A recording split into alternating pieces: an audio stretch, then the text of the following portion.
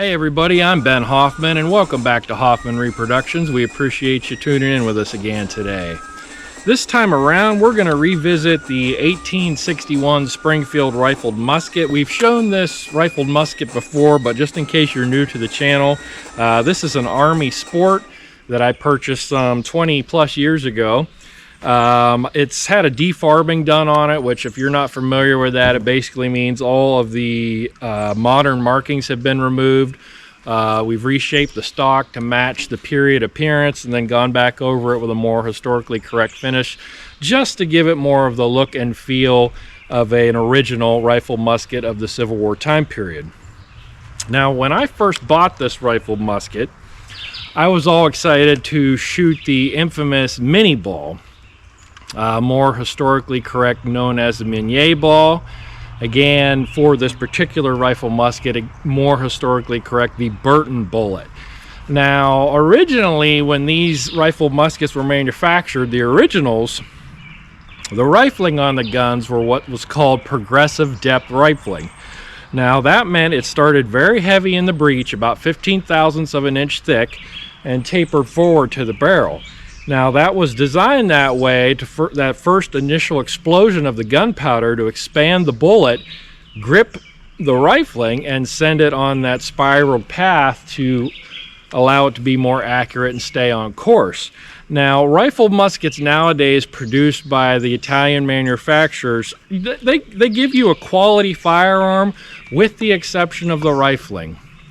The rifling on modern reproduction Civil War muskets is not progressive depth rifling. It's very, very shallow. Most cases only about 3 to 5 thousandths of an inch deep. So shortly after I purchased this rifled musket, I was all excited, of course, to shoot the famous mini ball, or Burton bullet, if you will.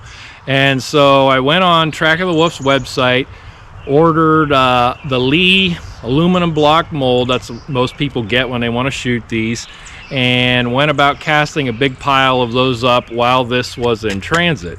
So I had the bullets all set to go. When the musket arrived shortly thereafter, I took it out to do some shooting, and I found that I could not hit the broadside of a barn with those cast mini balls from the Lee mold. Again, the reason being the shallow depth in these reproduction muskets, the rifling, it's not deep enough in most cases to accept a mini ball. Sometimes you can get lucky on them. You can play with the powder charges. You can use different types of bullets to get them to shoot accurately, but the historic mini ball, Burton bullet, they struggle with. Now, after shooting it, and again, close range, shooting it at distance, I couldn't hit anything with it. I was just about to give up. I opened the owner's manual, and it recommended shooting patched round balls, which I was kind of deflated over that because I really wanted to shoot the historically correct ammo out of one of these, and I figured I didn't have any other choice, so I ordered a mold. Well, while I was doing that, I stumbled across a mold made by Lyman, much higher quality mold, and the specifications on this bullet much more closely matched original bullets. See the lineup of 3 bullets. This is the Lee cast bullet, and you can see, I don't know if you can or not, it's larger than the original. This is an original Burton bullet from the American Civil War. This weighs quite a bit more compared to the original.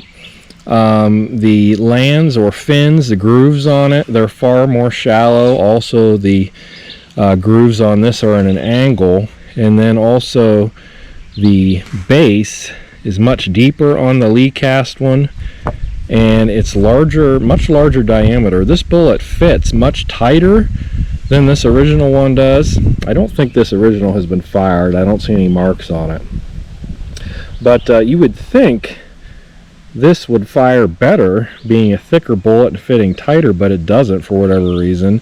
That may have something to do with the thickness of these grooves, which, by the way, I have to eat a little humble pie. These grooves were not designed for grease. A lot of people call them grease grooves. I've called them that myself. They are designed to stabilize the bullet in flight. That's what they're there for. A lot of people will pack grease in it. I've done that myself. Whether or not that makes a difference, I don't know, but those are not designed for grease. They're designed to stabilize the bullet. However, this Lee bullet does not fire. I could not hit the broadside of a barn with it. This is the Lyman bullet, and you can see it much more closely resembles the original Burton bullet. The grooves match the original better. This is a much closer weight to this one, and then also the depth of the hollowed out section is much closer matched to this one, and it fits the same. This fits fairly loose. This one does as well. I've tried it down the barrel of my musket, whereas this one you have to press it in fairly firm to get it started. This fits much looser, which you'd think it would fire much, you wouldn't get as good an accuracy out of it, but nonetheless you do. This was the style we were shooting, so it works pretty good and is a decent match to the original, as you can see. So casting a load of those up, I again returned to the range and tried shooting this particular rifle musket here, and found that the accuracy was greatly improved, and for the reasons that we showed there, more closely matching that original bullet, I had much greater success in this. Now, these rifle muskets have the reputation of being able to shoot at 200, 300, 400, 500 plus yards, but in the American Civil War, your average infantryman, with the exception of those from specialized sharpshooting units, you really didn't receive a great deal of long distance training. If a gun could shoot in the 100, 150 yard range, that's where most Civil War battles were initiated. If you could hit a man-sized target, that was considered good enough, unless again you were one of the specialized sharpshooting units that were in the Civil War. So armed with our original style Burton bullet, I want to see if this rifle musket can shoot at distance. Again, I did this years ago. I did shoot it at distance. I don't remember exact load or anything like that, exactly how far away I was, a long time ago. So I want to repeat that and see if we're so fortunate to be able to have a reproduction here that can shoot at long distance. The target that I have, if you can see it, it's about a 12-inch bullseye up on the hill, and we're going to shoot at 100 yards. At 100 yards, we ought to be able to see if this gun is shooting reasonably accurate. You know, if we can keep it roughly in that bullseye, I'd be happy with it at 100 yards. Again, that's average shooting in the Civil War. So we're going to get loaded up, spun around, and we'll see what the reproduction rifle musket can do with the historically correct ammo. So we're going to load this as historically correct as possible, again with the same type of ammunition they used then. So we have a paper cartridge here rolled up very similar to the way it would have been originally on this particular type of cartridge with the Burton bullet, as opposed to the Enfield, which used the Pritchett bullet. You don't put the whole paper in there. You're actually going to remove the ball from this, but first, like always, you tear it open in the teeth. That exposes the powder, 65 grains, 2F, our homemade powder. That doesn't seem like a lot of powder, but originally quite a bit of testing was done on these, and it was found with this type of bullet, 65 grains would give the best accuracy. That seems a little light probably, with our way of thinking, sort of an anti-personnel type round. But it was found that if you shot a larger powder charge, yes, the velocity would increase, but also the lead fouling would build up very quickly in the barrel. You can see these load very easy, hardly having to push down. Obviously that's going to get harder as the barrel fouls, but we bring it up to half cock, put a cap on it, and we're ready to go. So I'm going to use the bench for this first shot, and we'll see how we do at 100 yards. All right, so I'm not quite sure where to hold, so I'm gonna hold right over the center. We'll fire a couple of rounds, and then we'll march up there and see how we did. So, shot number one.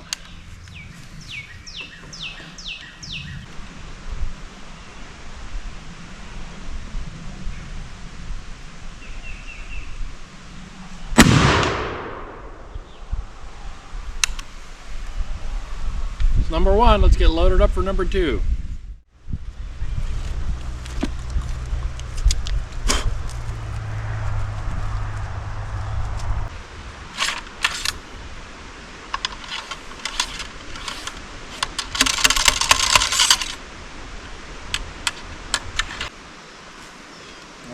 number 2.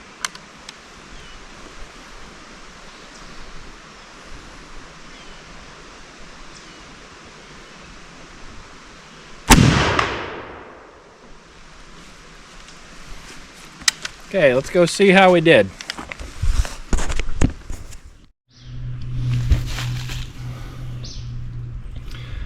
Okay, so 100 yards, we have 1 on and 1 off. I was aiming just a little bit high. Doesn't look like I need to do that. I think this was the first one. I pulled it a bit. So I'll see if I bring it down a little bit, if I can keep them in there. I would say it's shooting at 100 yards, so we'll see what happens.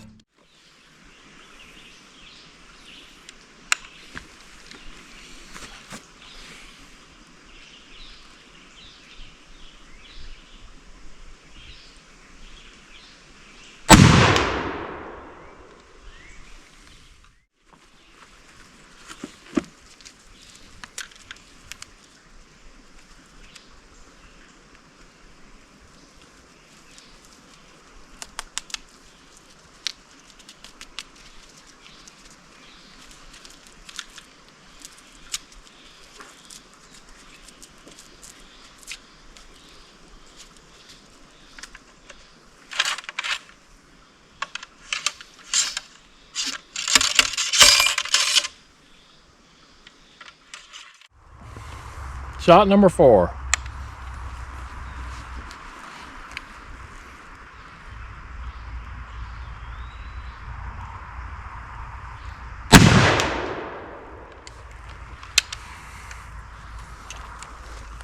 All right, let's go look and see if we did any better. Okay, so I aimed low and indeed brought him down, but I aimed too low. And I also seem to be shooting to the left. There's a hit here and then one off target. So I'm going to try and aim right at the bottom of the bullseye and just to the right and see if I can get him in this area. But we are gaining hits, so it is shooting, which is encouraging. All right, so once again, we'll go through our loading motions.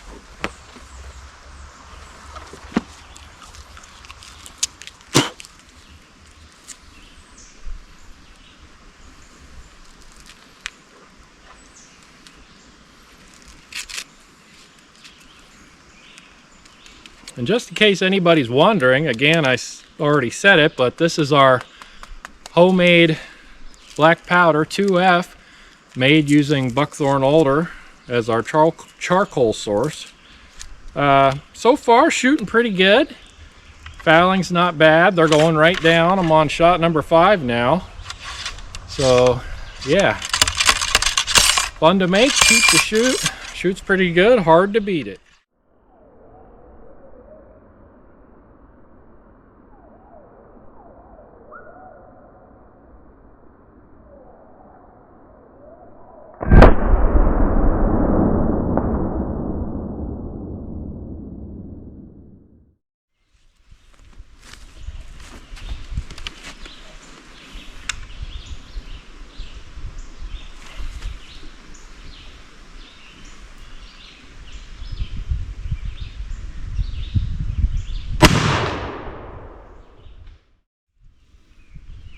Okay, so those last 2 are on target. We got a hole here, here, here, and here. The last 2 targets are hitting the paper.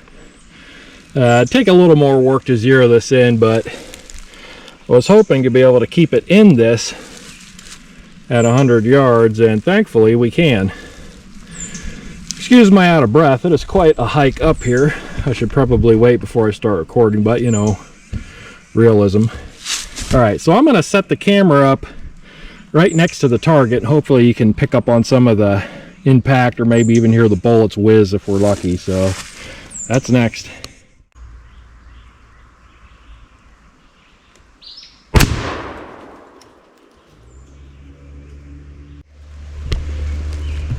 All right, so we got another hit. Starting to get a string here. I think I've got it about figured out height wise.